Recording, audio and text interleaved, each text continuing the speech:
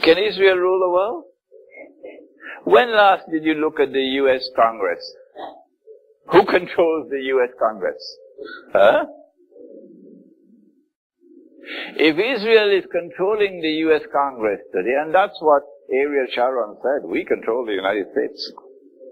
And if the United States is today the ruling state in the world, then the answer is that Israel is already ruling the world from behind the hijab.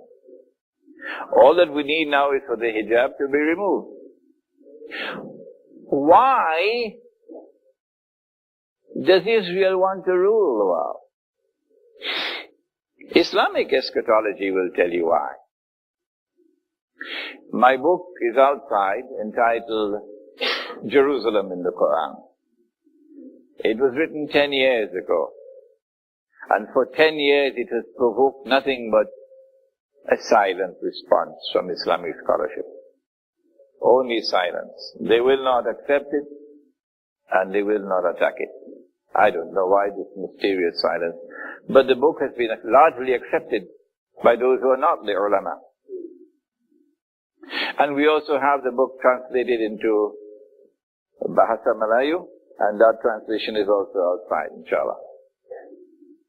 Israel wants to rule the world because Allah subhanahu wa ta'ala made a promise to Banu Israel that He's going to send to them a prophet who will be their prophet and will be known as the Messiah. You know this analysis already. You've been hearing me talking about this subject for so long.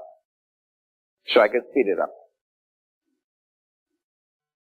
But when Allah sent the Messiah, He tested them, and they failed the test. Some of them accepted Him. But the rest said, no, He's a bastard. وَنَعُوذُ بِاللَّهِ مِنْ هَذَا. How can a bastard be the Messiah? Allah tested them, and they failed the test. She was still a virgin, even after she'd given birth to the baby.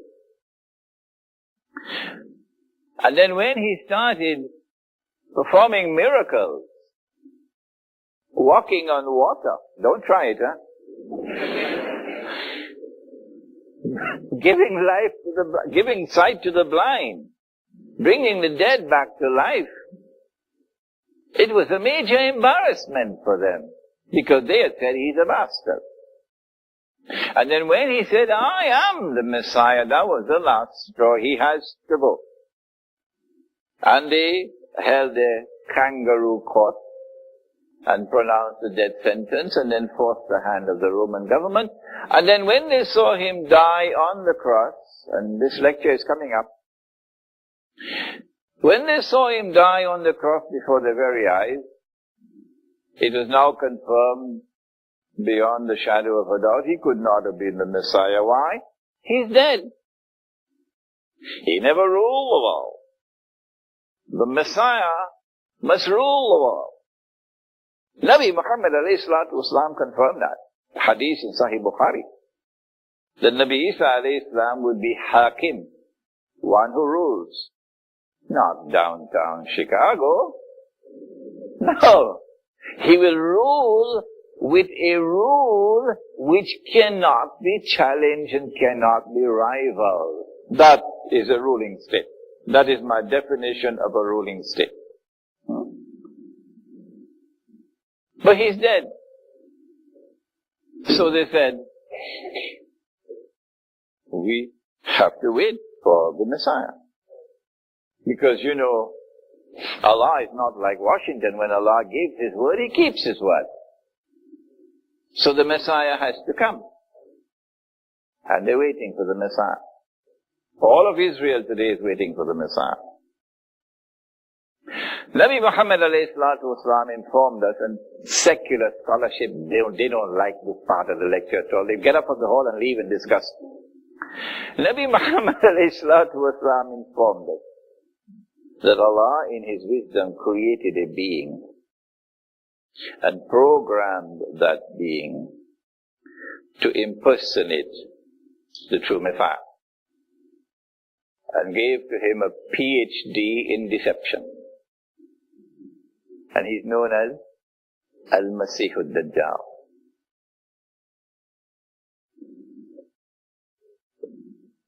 Al-Masih al-Dajjal is now so close to completing his mission of impersonation and of ruling the world from Jerusalem that I have been studying the subject for the longest while. And my view is that children now at school will live to see it. That's how close we are. So Israel wants to become the ruling state for this reason, so that the Messiah can rule the world from Jerusalem. And when he declares himself the Messiah, and they accept him as the Messiah, incidentally, every Jew knows that this paper money is bogus and fraudulent and haram. Every Jew knows that. Every Jew knows that the temple in Jerusalem minted its own gold coins and silver coins. Every Jew knows that. And so Israel cannot fulfill its mission until Israel brings back an international monetary system based on gold and silver. Where did Imran Hussein get his knowledge from? Is he a prophet? Is there an angel or a jinn talking to him? No, you dumb. This is analysis that comes from Islamic eschatology. The same one that you are scoffing at. And you'll never talk on this subject. But you'll explain and you will deliver long lectures and everything else, but you will never come to this subject. Tonight I'm exposing you, so that my people know who you are. This is Islamic analysis. That is secular. Was it 2 weeks ago? The state of Utah, the legislature, the House of Representatives in Utah, enacted legislation to legalize the use of gold and silver coins as legal tender in Utah. And the bill is now waiting the signature of the governor. You know about that? And if Utah does it, there will be other states in the United States that will do it. Is this the beginning of what eventually will emerge as a new international monetary system based on gold and silver coins as money? With legal tender? Where is the world of Islam? Where is the world of Islam? Israel wants to rule the world so that that man can stand up in Jerusalem and declare, I'm the Messiah. But now we come to the heart of tonight's lecture. Appearance and reality. In order for Israel to rule the world, she will have to rule the Arab world, which surrounds her on all sides. The Arab world is not going to submit to Israel. If the Arab world can submit to Israel, then a cow can also jump over the moon. And so, is it possible that the Arab world is going to be attacked and decimated, and large percentage of Arabs are going to be killed? Is that possible? In order for it to be easier for Israel to rule the world? Can there be a biological attack, for example?